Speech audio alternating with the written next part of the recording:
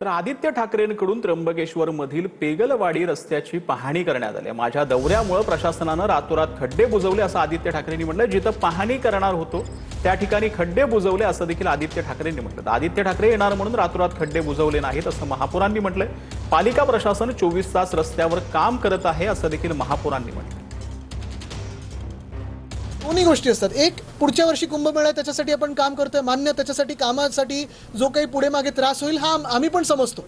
रस्त्याची कामं असतात तेव्हा त्रास होतो. ते लिहिलंच ना पाटी, इनकन्व्हिनियन्स इज रिग्रेटेड. कोण इनकन्व्हिनियन्स करते, कोण रिग्रेट करते, कोणाला माहीत नसतं. पण पाटी लिहून टाकली असते.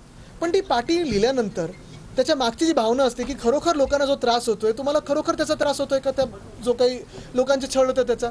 आज पण मी पाहत होतो ना, आत्ता जसं तुम्हीच मला काही काही ठिकाणी सांगितलं थांबल्यानंतर की तुमचाच दौरा लागल्यानंतर काल इथे जेसीबी लागले, तुमचा दौरा लागल्यानंतर रोलिंग सुरू झालंय. पण आम्ही म्हणतोच आहे ना की आम्ही 24 तास रस्त्यावर आहोत.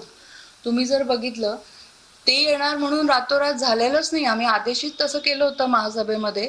कालपासनं परवापासनं जर तुम्ही बघितलं तर कुठे कुठे क्रमवार खड्डे बुजवण्यात आले, कोणकोणत्या प्रभागात आले, याची तपशीलवार यादी आपल्याकडे उपलब्ध आहे.